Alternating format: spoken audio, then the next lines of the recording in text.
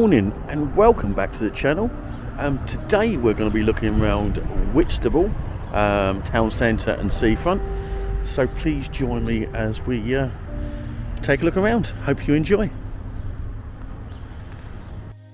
Whitstable is a seaside town on the north coast of Kent in southeastern England, 5 miles north of Canterbury and 2 miles west of Herne Bay. The 2011 census reported a population of 32,100. The town, formerly known as Whitstable-on-Sea, was famous for its native oysters, which were collected from beds beyond the low water mark from Roman times until the mid-20th century.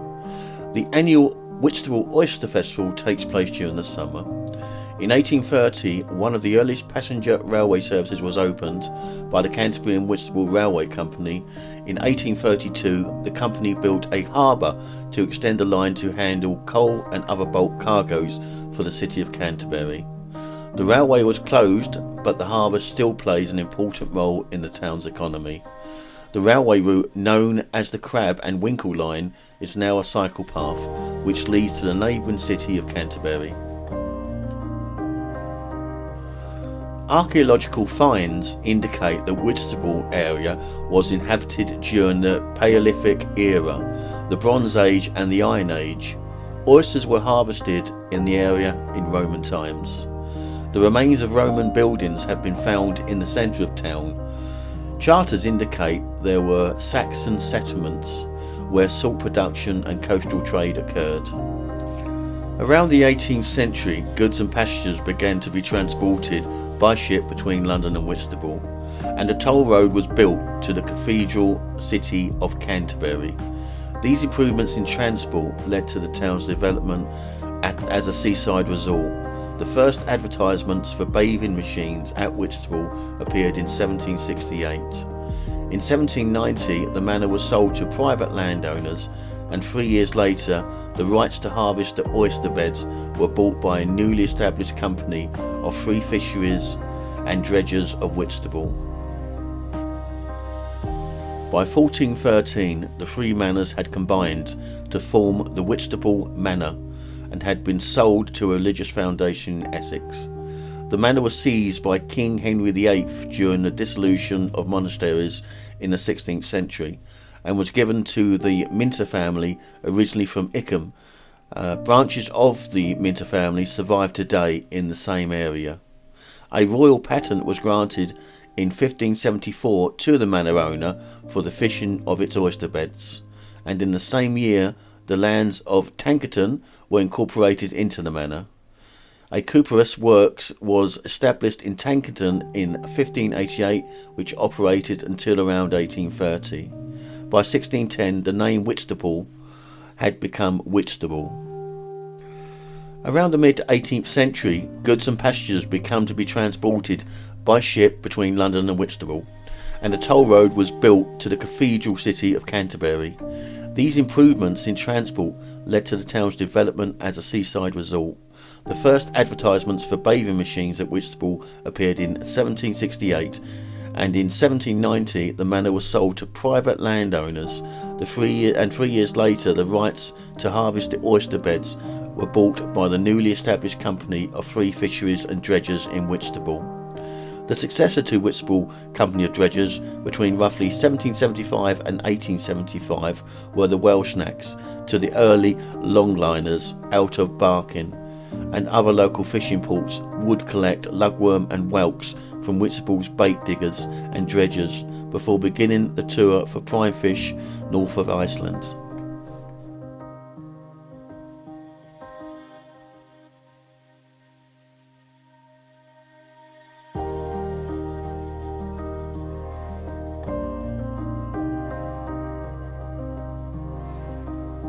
On the 3rd of May 1830, the Welsh's first entire steam-hauled passenger and freight railway service was opened by the Canterbury and Whitstable Railway Company, designed by William James.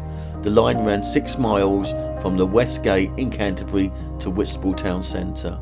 The railway line's initials C and WR and Whitstable's shellfish industry eventually led to its nickname, the Crab and Winkle Railway.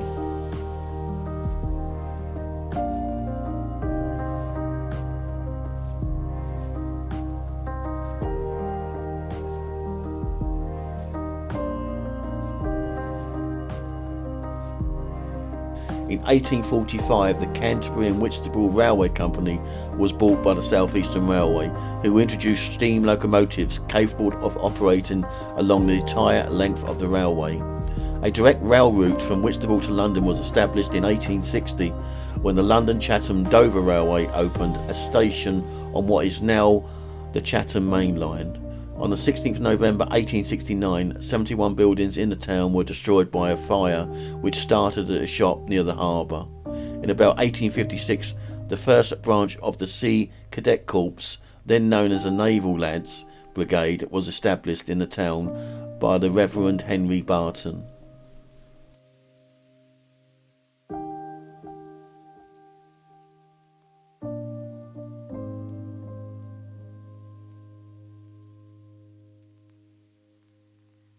The harbour gradually fell into decay after the Second World War, but in 1958 the Whitstable Urban District Council purchased and repaired the harbour with the intention of rejuvenating the town's economy. By the early 20th century, the Oyster Company of free fishers and dredgers had become the Whitstable Oyster Fishery Company. Native oyster collection drastically declined in the first half of the 20th century and then ceased due to the pollution, disease, bad weather and underinvestment. An attempt to farm Pacific oysters on the foreshore was initiated in 2016 and is currently the subject of an investigation by the Marine Management Organisation after allegations about the wrecks causing safety issues and blocking navigation for watercraft and swimmers. The Crab and Winkle line closed in 1953, but about a third of the line was reopened as a footpath and cycle in 1999 under the stewardship of a local charity, the Crab and Winkle Line Trust. One of the main developments to the town in recent years was the Horse Bridge project, completed in 2005. It was designed to regenerate the dilapidated area of the town with the construction of new shops and houses, a town square and a community centre with a performance space and art gallery. So from this car park here, if you go left, you can take a long walk along the seafront, but we're going to turn right and head up towards the end of Whitstable itself where I parked, and give you some idea on what's along the seafront here. Just out there is where all the oyster beds are, which you can see when the tide's out.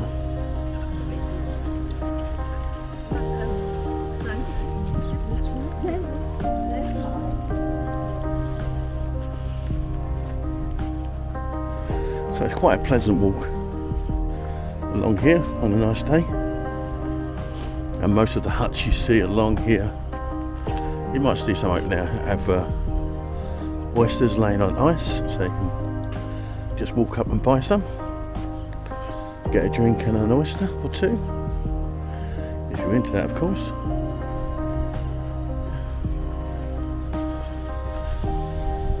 And these little tractors they use to get out to the oyster beds when the tide's out.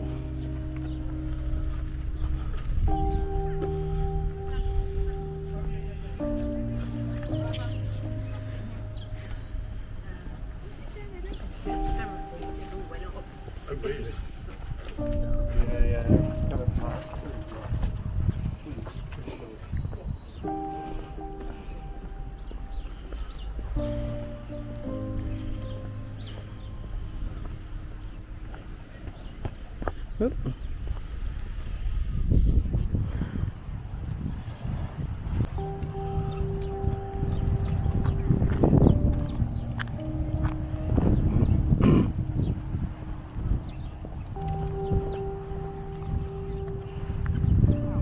You make out little birds there pecking away at the oyster shells.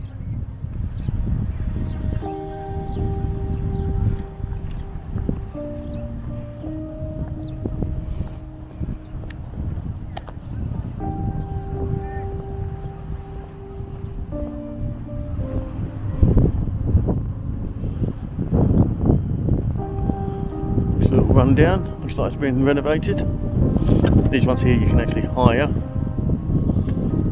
for the night or nights.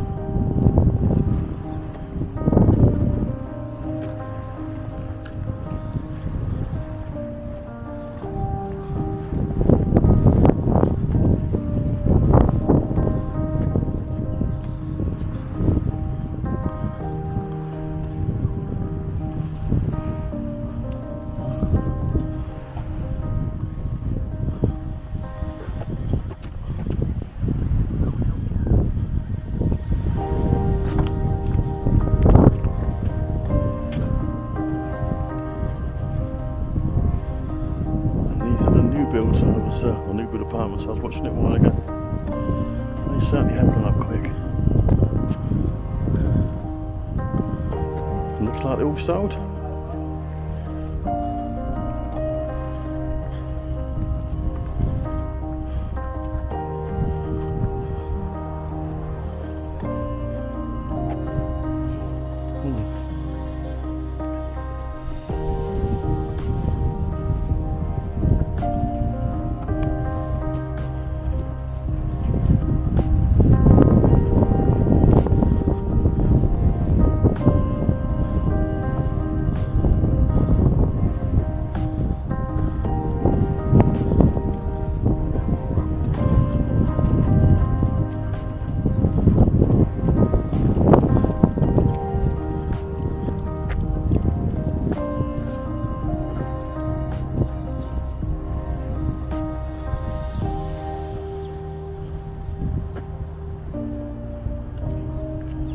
Again, all these here are for hire.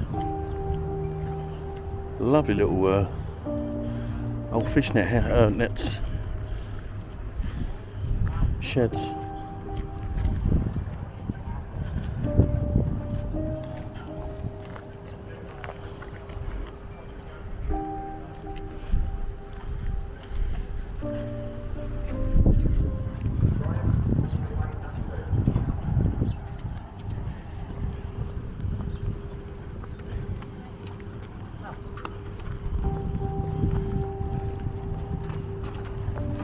One of the locations I spoke about, you can buy oysters.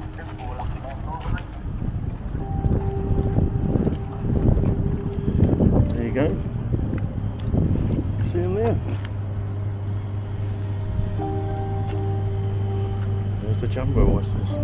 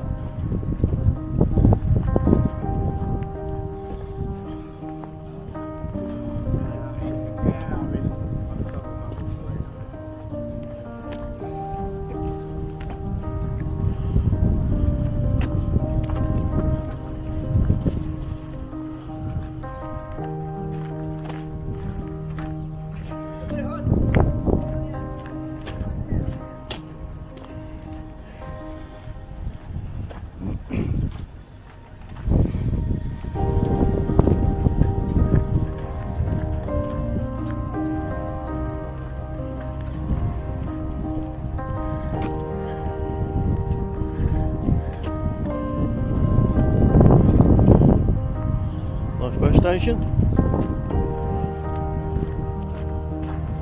These are all fishing sheds again, or the hanging sheds. They've been converted into small businesses. Some of them anyway.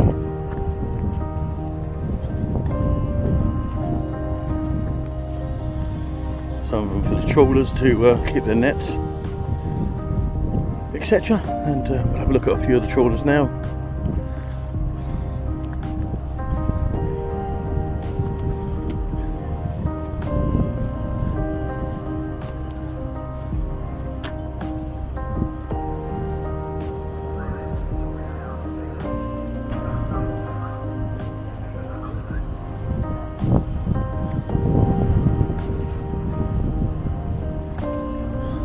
Where they moor up before they go out to sea. A lot more sheltered, they can unload their catch.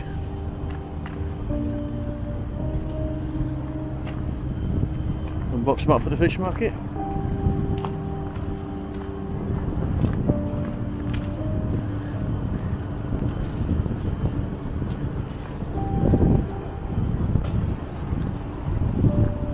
Looks like some of them have got large freezers in to keep the catch once it comes back off the boat, or off the trawler indeed. And some of the catch will go into this place here, which sells wet fish, and also a cafe and a restaurant, I believe.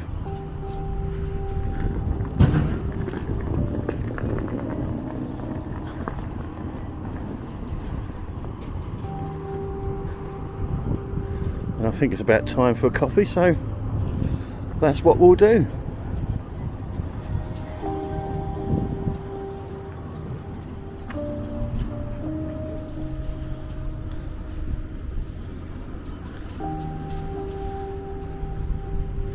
And as you can see there, that's some of the things you can have at this restaurant. Half a dozen oysters, £14.50. I'm sure it's a bargain if you like them. I'll say this is the wet fish south side.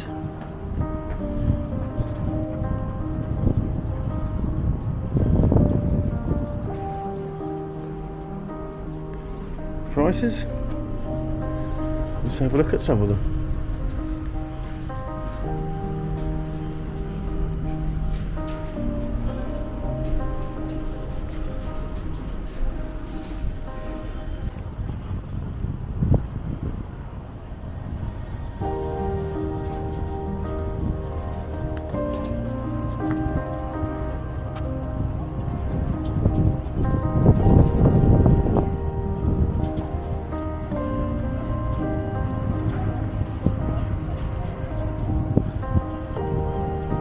This is all new. It's an empty shell last time I came down.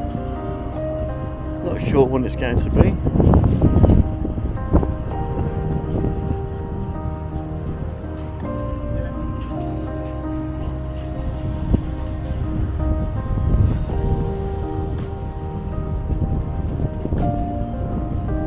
So if you're up for a boat trip, Whitstable's certainly a place to come. I think they do seal tours, etc. So something I keep meaning to do. I'm sure we will in the future.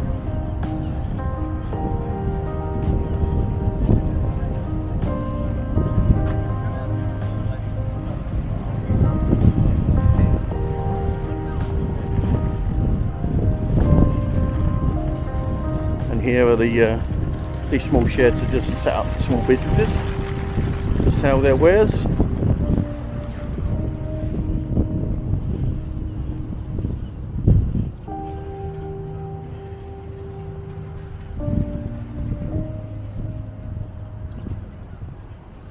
I assume a lot of them won't open during the week. They'll probably wait to more height of season.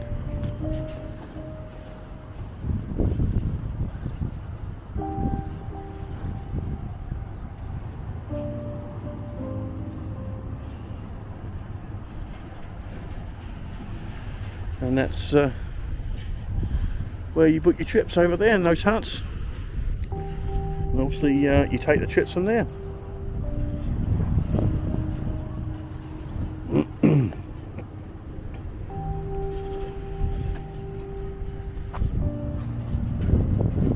Gives you a little bit more information on the history, the harbour and the railway.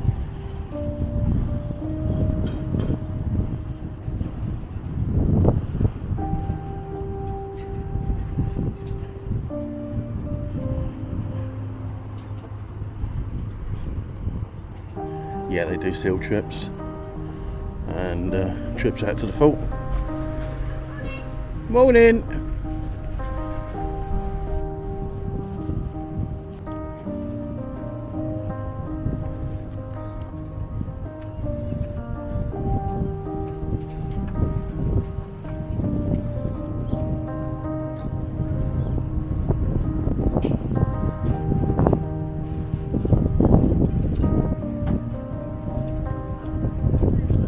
So that was Whitstable Town and Harbour.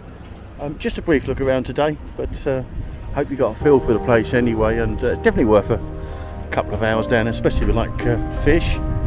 Plenty of oysters and fish restaurants around, but it's a nice place to visit on a pleasant day. So really appreciate you joining me today.